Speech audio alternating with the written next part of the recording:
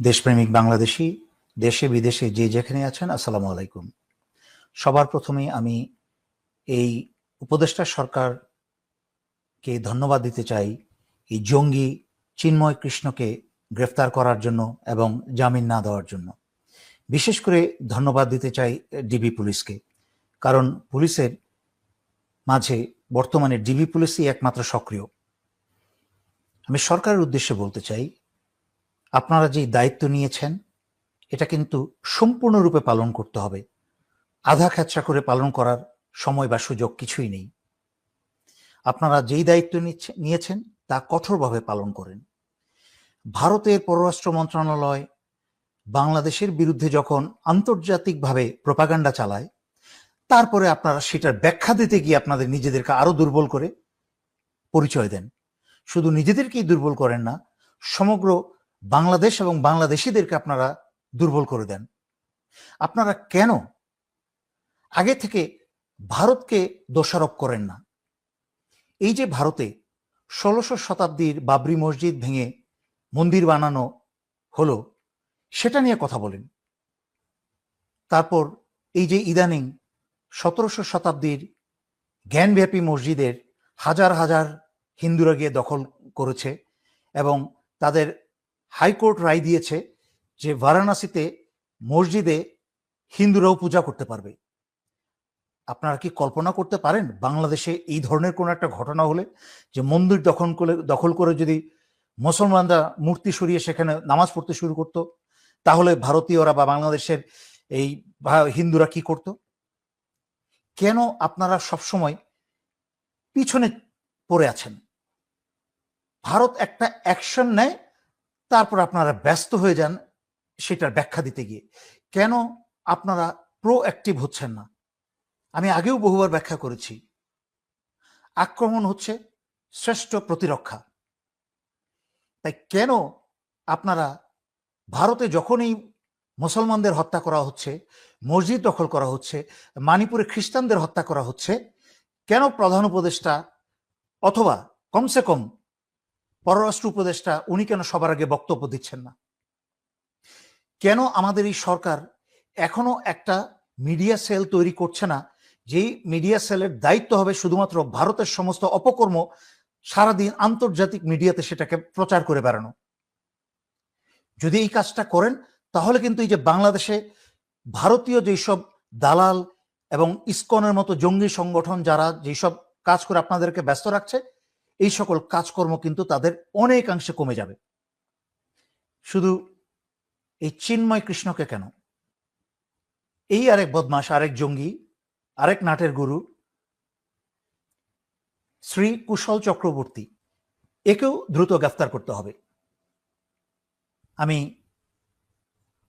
কিছুদিন আগেই ইসকনকে নিয়ে একটা প্রোগ্রাম করেছি, যেখানে বলেছি কি ভয়ঙ্কর একটা সংগঠন এবং সারা পৃথিবীতে ছড়িয়ে গেছে। সিঙ্গাপুরের মতো দেশ বহু বছর আগে টের পেয়েছে ইসকন একটা জঙ্গিবাদী সংস্থা। রাশিয়া আরো অনেক দেশ তারা ইসকনকে নিষিদ্ধ করেছে। এই উপদেষ্টা সরকারের জন্য একটা শান্তিপূর্ণ বাংলাদেশ চালানো কঠিন, তাদের অভিজ্ঞতা নেতৃত্বের গুণাবলীর অভাবে। সেখানে ভারত ও হাসিনার ধ্বংস করা 16 বছর পরে এই দেশ চালানো বড় কঠিন। তাই আমি উপদেষ্টা সরকারকে অনুরোধ করব, এবার আর দেরি না করে এই জঙ্গিদের বিচার দ্রুত শুরু করা হোক এবং একই সাথে ইসকনকে বাংলাদেশে নিষিদ্ধ করা হোক। বাংলাদেশের জনগণ আপনাদের পাশে থাকবে, আপনাদেরকে সাহায্য করবে। জনগণের উদ্দেশ্যে আমি দুটি কথা বলি। আপনারা আল্লাহর হস্তে দেশটা এরকম করে ধ্বংস হওয়ার পরে আপনারা নিজেদের মাঝখানে মারামারি কাটাকাটি বন্ধ করেন, ছোটখাটো বিষয় নিয়ে নিজেদের মাঝখানে ঝগড়া ফ্যাসাদ বন্ধ করেন, দলাদলি বন্ধ করেন। এই মুহূর্তে বাংলাদেশকে টেকাতে হলে এবং বাংলাদেশিদেরকে বাঁচাতে হলে সবাইকে এক থাকতে হবে। দল মত ধর্ম এবং বিভিন্ন দ্বিমতকে ভুলে বাংলাদেশের স্বার্থে এবং বাংলাদেশিদের স্বার্থে সবাইকে এক থাকতে হবে এবং এই উপদেষ্টা সরকারকে সাহায্য করতে হবে।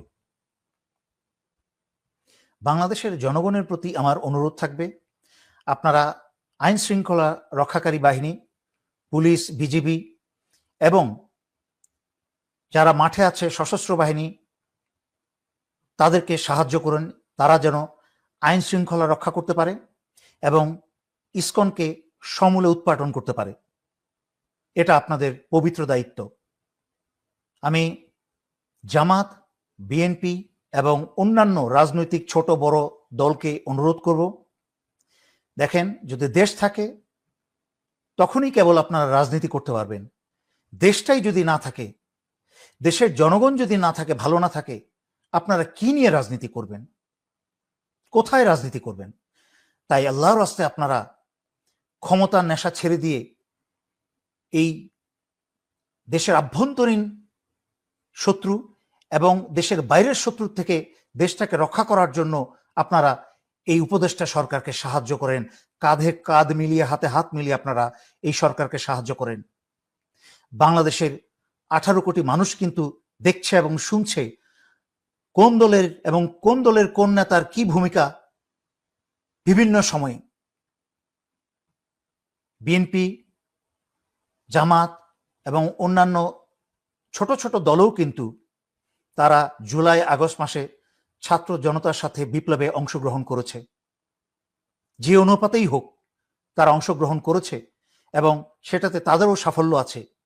আমরা তাই দেখতে চাই বাংলাদেশকে পুনর্গঠন এবং নির্বাচন দেওয়া পর্যন্ত বহিঃশত্রুর হাত থেকে এবং আভ্যন্তরীণ শত্রুর হাত থেকে বাংলাদেশকে রক্ষায় এই সরকারকে সাহায্য করুন আপনারা। বিএনপি একটা পুরনো ঐতিহ্যবাহী দল, কিন্তু আফসোস এই উপদেষ্টা সরকার গঠন হওয়ার পরপরই তারা আওয়ামী লীগকে বাঁচানোর চেষ্টা করেছে।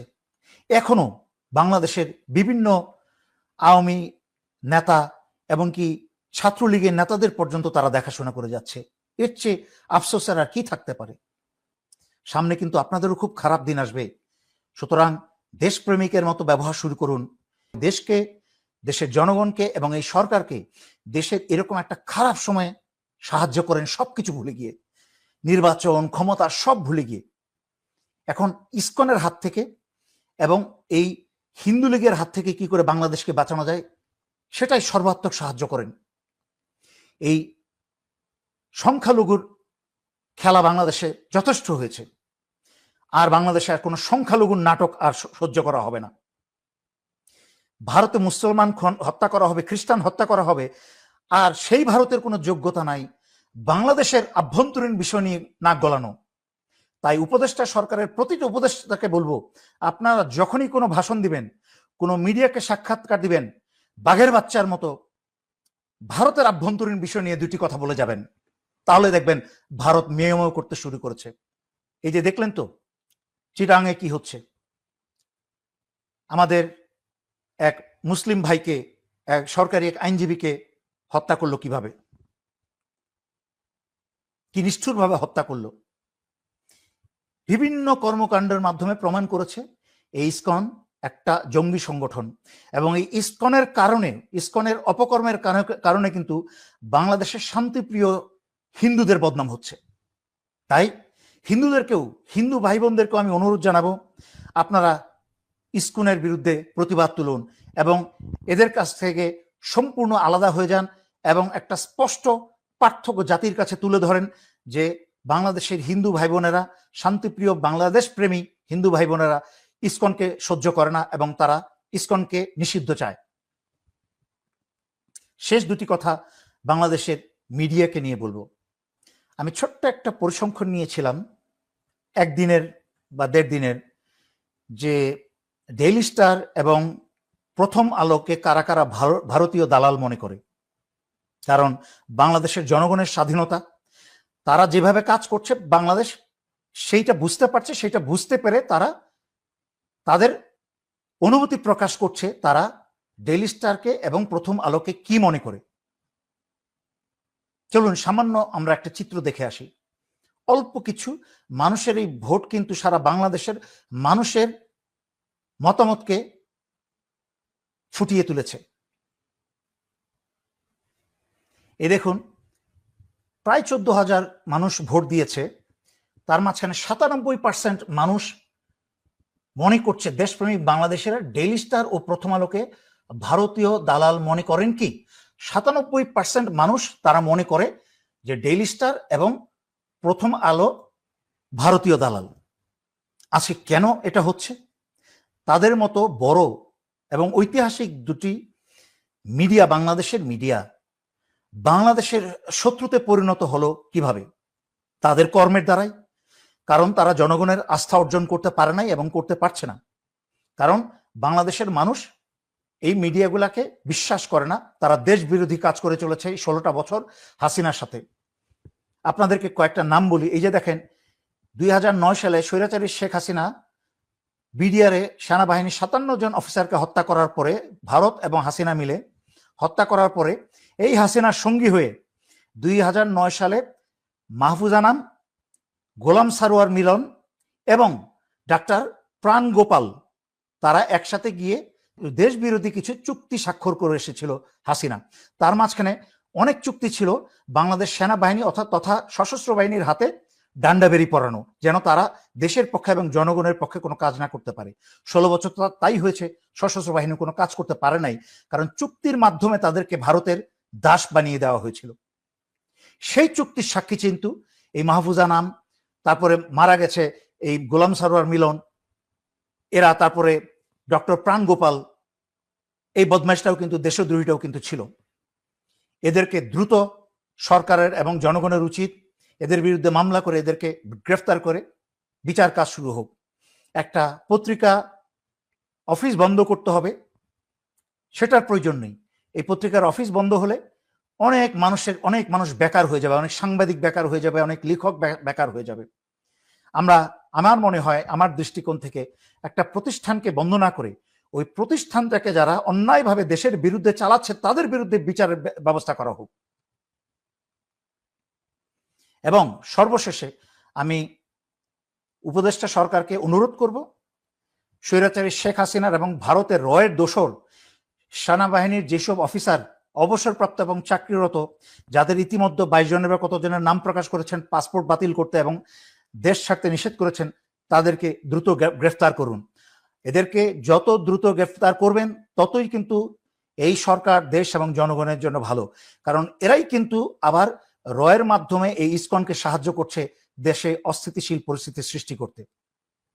আমার কথা সবসময় শোনেন আপনারা এবং ছাত্ররা, কিন্তু অনেক দেরি করে শোনেন, সেই জন্য কিন্তু পরিস্থিতি আপনাদের নিয়ন্ত্রণের বাইরে চলে যায়। এইবার আমার কথাটা সময় মতো শুনেন, ইনশাল্লাহ দেখেন কত তাড়াতাড়ি সুফল পান। এই বলে আমি শেষ করছি। ধন্যবাদ। আসসালামু আলাইকুম।